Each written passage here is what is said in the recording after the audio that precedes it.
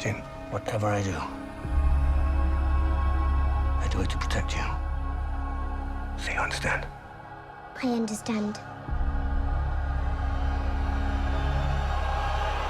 What was your first encounter with Star Wars? It was in Melbourne, Australia, when I was a 7-year-old boy. In 1977, I went to see it in the movies, and I was blown away. And I was also very young, a little older than that, though. Yeah. In 77 as well, in Copenhagen, I passed a movie theater, and there was a line outside, people waiting to get tickets, and they told me that they were waiting for a film called Star Wars. That was my first encounter. And then I watched it 4 or 5 years later, and I loved it. I went to the theater as a kid. I was 6 years old, and I didn't think I understood it completely, but I saw it, and then after that played with the action figures and had lightsabers with my brother, these really awful toys that didn't really work like lightsabers. It was sort of a letdown, but we did beat each other with them, which was fun. But then Empire Strikes Back came out, and I was a little older, and that was really impactful. I was a little kid, you know, just kind of still into little cartoons and stuff like the Smurfs or whatever.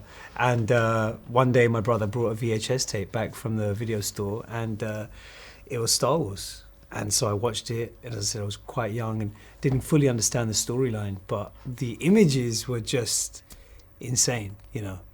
It's like nothing I'd ever seen before, and it really made a big impression on me. I was 6 or 7 years old, and I saw a Betamax tape of a film all my cousins love, and I had to catch up, you know. 1976, when I first watched it in Boston, Massachusetts. My friends told me to watch this movie, Star Wars. I said, what's Star Wars? What is it? Right? So when I saw it, it was obviously overwhelming and blew my mind. And then years later, decades later, I'm here. Yeah, and how does that feel, being a part of it? So cool. I mean, especially I get, you know, it's not just being a part of it, but playing a significant meaning. I mean, they call it spiritual center of the mission. I mean, how cool is that? And I get to say the coolest lines. They are requesting a call sign. It's, Rogue One. The power that we are dealing with here is immeasurable. My next door neighbor had a copy of Star Wars on Betamax, and I borrowed it and said, I'll bring it back later tonight, I promise, and I never ever returned it, and ended up watching it every morning before school. I probably saw it about 200 times and could quote every line. We'd end up doing car journeys to Wales, because my family's from Wales, and it was about 2 hours, and I would kill the time by reciting the whole of A New Hope and driving them crazy. But with all the sound effects too, you know, it's a proper production.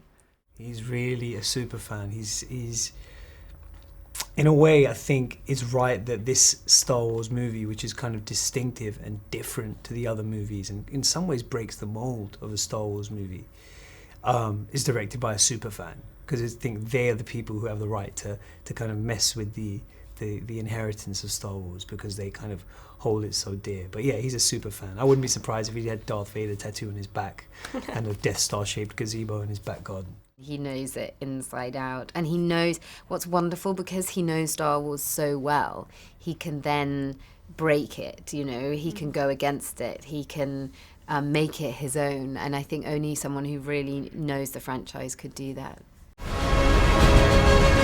Save the rebellion! Save the dream! My first encounter was definitely with Darth Vader. I just remember so vividly all the scenes he was in from those early films, and it's sort of a character that stayed in my, you know, my imagination growing up. So it was very sort of surreal to then be in a film with him many years later. How was it meeting Darth Vader for the first time? Very upsetting. He has a way of upsetting everyone around him.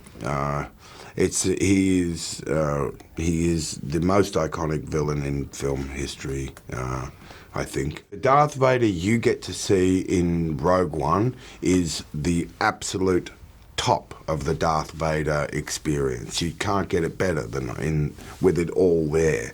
But as a 7 foot something, some enormous Darth Vader walks past you, yeah, you feel it. James Earl Jones is like, I mean, like you can't have Darth Vader without James Earl Jones, and so I got last year got to do like a preliminary audio recording with him for the film, and it was very surreal because like you sit there and I was having a big fanboy freak out, but everyone else was very professional and no one was reacting, and you're thinking, it's Darth Vader, we're doing like, this is the first time in a feature film, you know, for ages that we've had like proper scenes with Darth Vader, and he starts doing his dialogue, and then there's one particular word he hits where he says like, the power, and as soon as he said it, we all like went, oh. And there was the guys from Skywalker Sound there, and we just had this fanboy freak out, and James would turn around to ask how it was, and we'd all straighten up and say, that was great, James, if we could just try it one more time. And as he went back again, we're going, it's Darth Vader. If my father built this thing, we need to find him. All right. How many do I need?